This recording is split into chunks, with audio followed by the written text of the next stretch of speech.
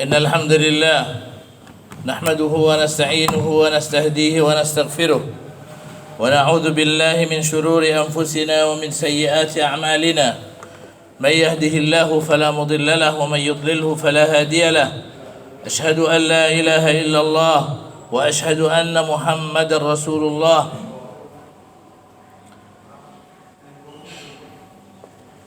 يا أيها الذين آمنوا اتقوا الله حق تقاته ولا تموتن إلا وأنتم مسلمون يا أيها الذين آمنوا اتقوا ربكم الذي خلقكم من نفس واحدة وخلق منها زوجها وبث منهما رجالا كثيرا ونساء واتقوا الله الذي تساءلون به والأرحام إن الله كان عليكم رقيبا. Jamaah sekalian dirahmati Allah Subhanahu wa taala, di awal khutbah ini saya tidak lupa untuk mengingatkan diri pribadi dan juga jamaah sekalian dengan wasiat Allah Subhanahu wa taala, wasiat akan ketakwaan. Wasiat ini adalah wasiat besar karena datangnya minallahil akbar.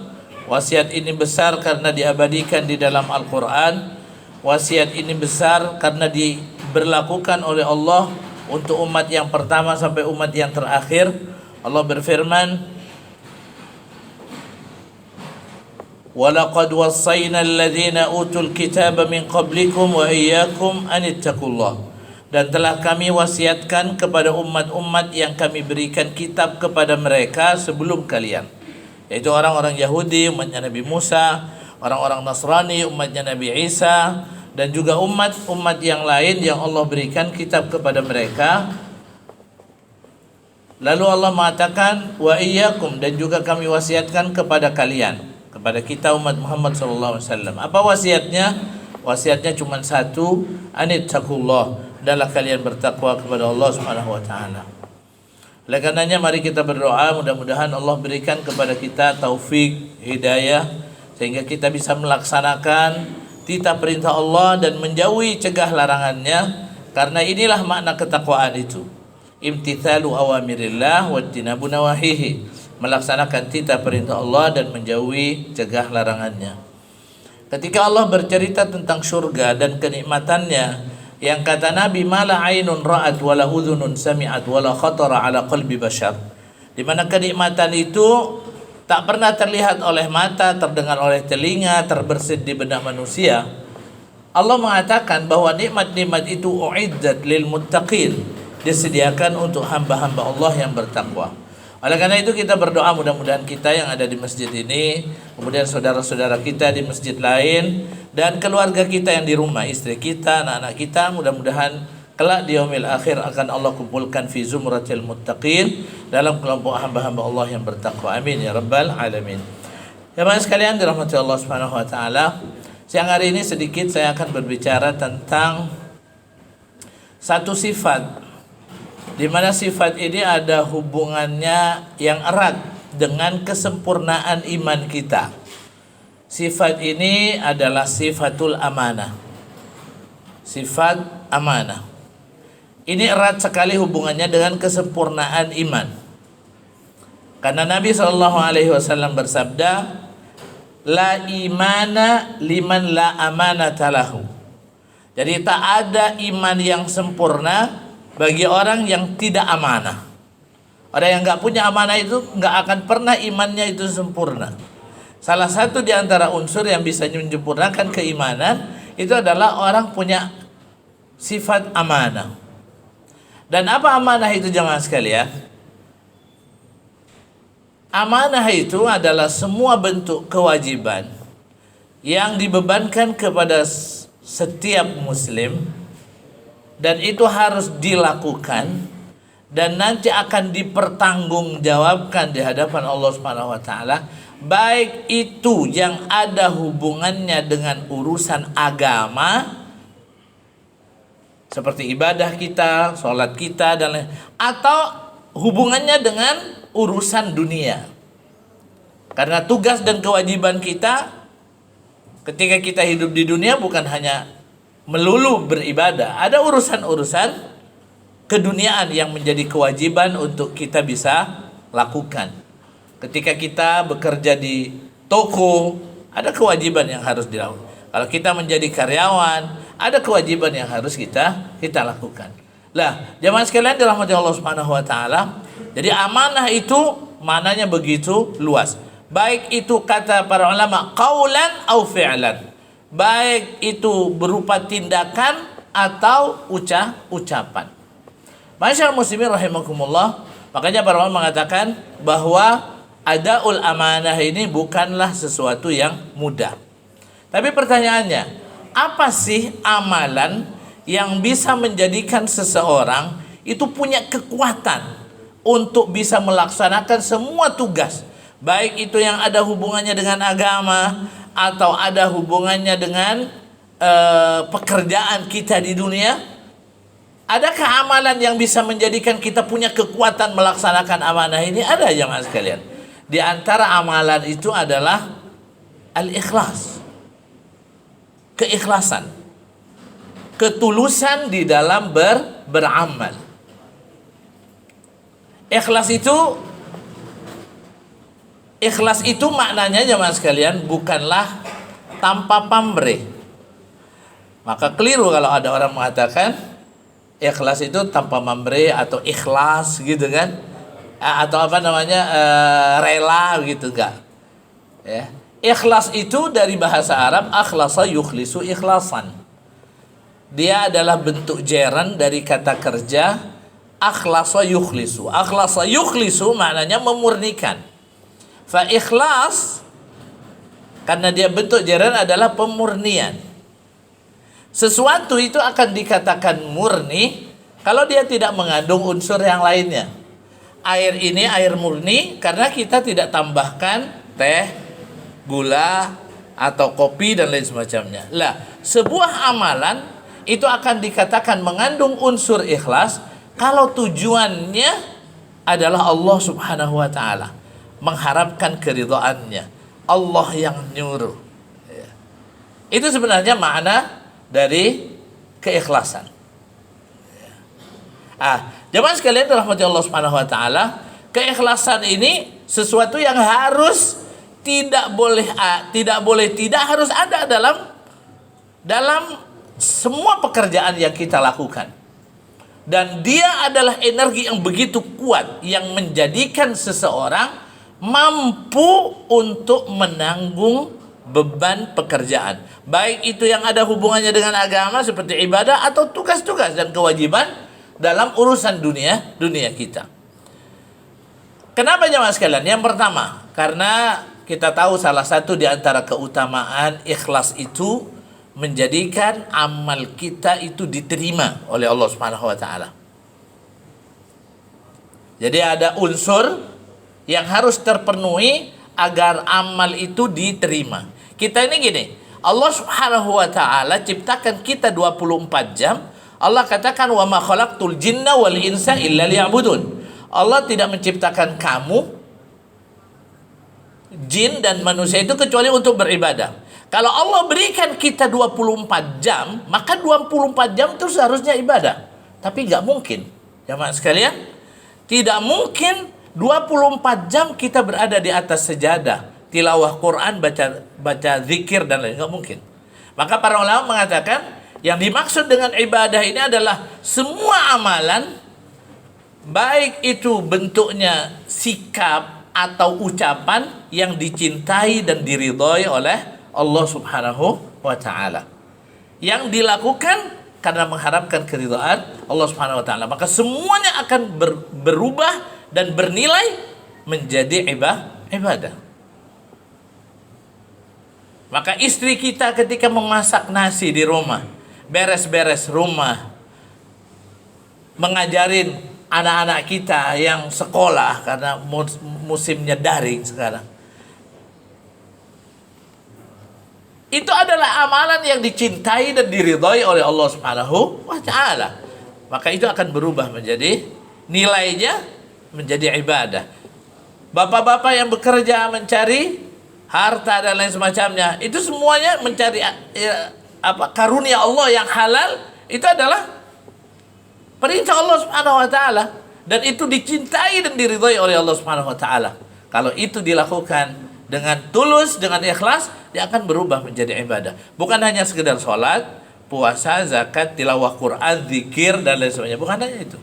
Sehingga kalau ibadah itu modelnya semacam ini, 24 jam jamaah sekalian, semua waktu kita akan bernilai ibadah di sisi Allah Subhanahu wa taala. Jadi nomor satu, jadi kenapa ikhlas itu bisa menjadi power seseorang bisa punya kemampuan, kekuatan untuk terus beramal, karena dia tahu bahwasanya dengan keikhlasan apa yang dilakukan itu akan bernilai ibadah yang diterima oleh Allah Subhanahu wa taala. Yang kedua jemaah sekalian, orang yang beramal dengan ikhlas, melaksanakan amanah itu dengan tulus, dengan ikhlas, dia akan jauh dari riya. Karena ikhlas itu beramal hanya mengharapkan keridhaan Allah Subhanahu wa taala. Kalau Allah perintahkan kita untuk ikutin aturan ini, dia akan ikutin aturan ini. Kerjakan ini, dia akan kerjakan ini. Dia mengerjakannya bukan karena ingin dipuji oleh orang, ingin menaikkan citranya dan menjadikan sum'ahnya baik di telinga orang. Enggak. Bukan karena ingin dilihat, ingin dipuji, enggak. Orang yang beramal riya itu biasanya tidak akan mampu melakukan amal itu dengan baik dan istiqomah, nggak mungkin. Kenapa? Karena dia bekerja untuk orang. Ketika dia bekerja, ketika seorang pembantu, dia bekerja ketika ingin dilihat oleh majikannya, maka dia akan giat bekerja kalau majikan yang lihat. Tapi kalau majikannya gak ngelihat, dia tidak akan bekerja. Karena dasar dia bekerja bukan karena memang menunaikan kewajiban yang dibebankan kepadanya, tapi karena ingin dilihat.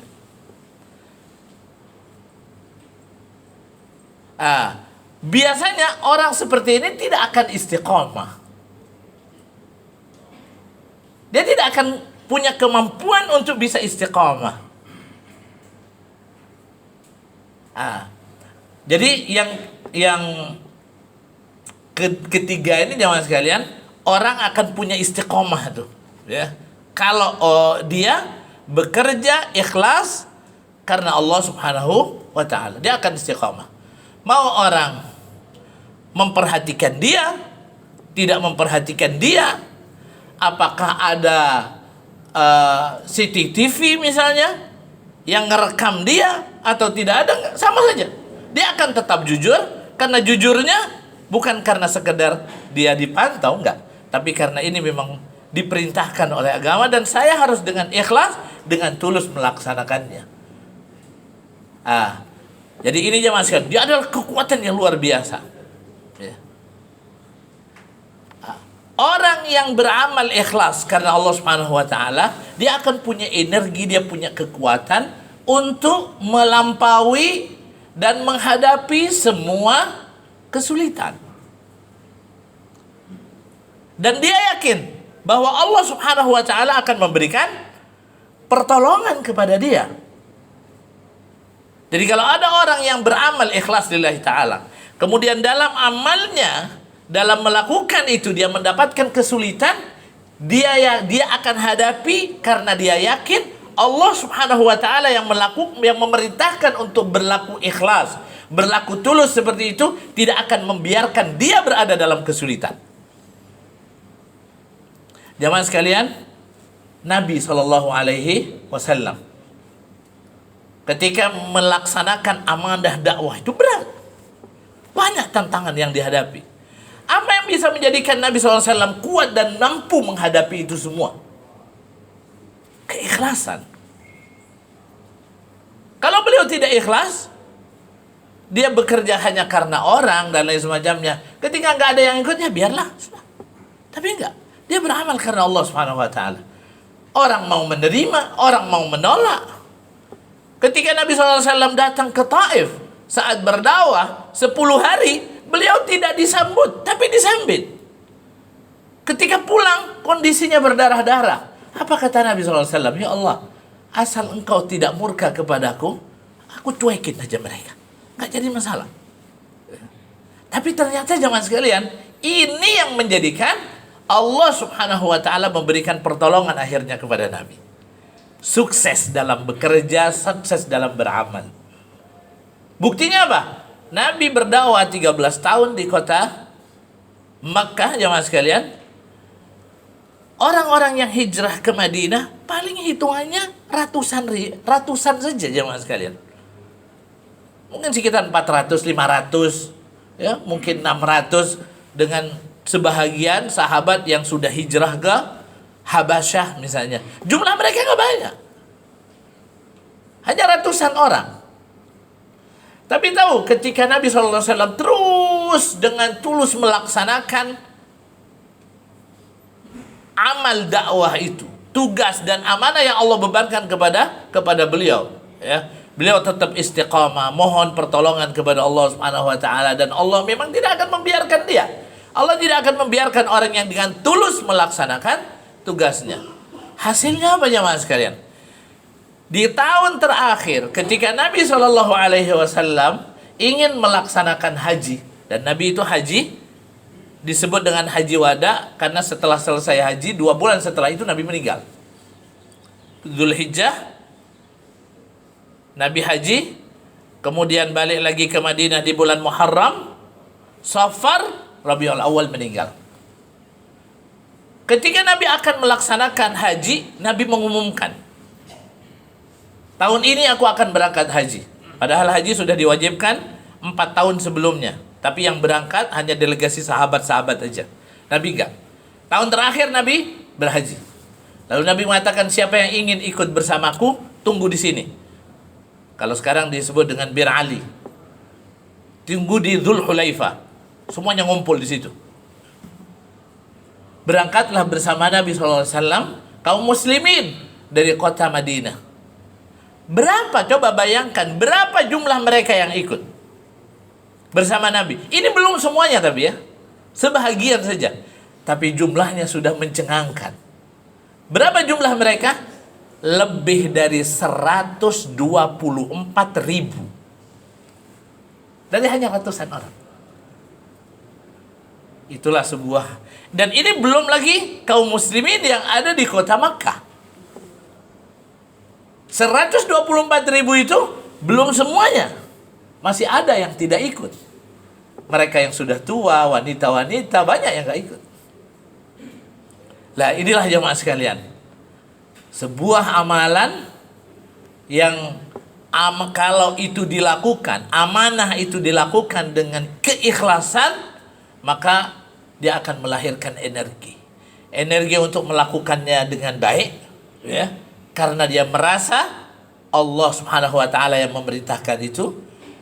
Dia akan berusaha untuk tetap istiqamah, sebab walaupun orang tidak melihat dia yakin Allah melihat dia, sehingga dimanapun, mau dilihat orang, tidak dilihat orang, gesitnya dalam bekerja tetap. Kemudian lihat bagaimana keikhlasan dan ketulusan itu menjadikan seseorang gampang untuk mendapatkan pertolongan dari Allah Subhanahu wa taala. Sebab orang yang beramal dengan tulus lalu ikhlas karena mengharapkan keridhaan Allah Subhanahu wa taala, lalu ada kesulitan, tidak akan Allah Subhanahu wa taala biarkan dengan kesulitan itu. Allah pasti akan turun tangan nanti jemaah sekalian. Ini jemaah sekalian dirahmati Allah Subhanahu wa taala, apa yang bisa saya sampaikan pada siang hari ini. Kalau ini merupakan pengingat, ya, saya tujukan kepada saya secara pribadi, lalu kepada jemaah sekalian, fadzakir fa inna dzikra tanfa'ul mu'minin. Berilah peringatan, karena peringatan itu akan bermanfaat bagi orang-orang yang beriman. Barakallahu li wa lakum fil Qur'anil azim wa nafa'ani wa iyyakum bima fihi minal ayati wa dzikril hakim wa taqabbala minni wa minkum tilawatahu innahu huwas samiul basir.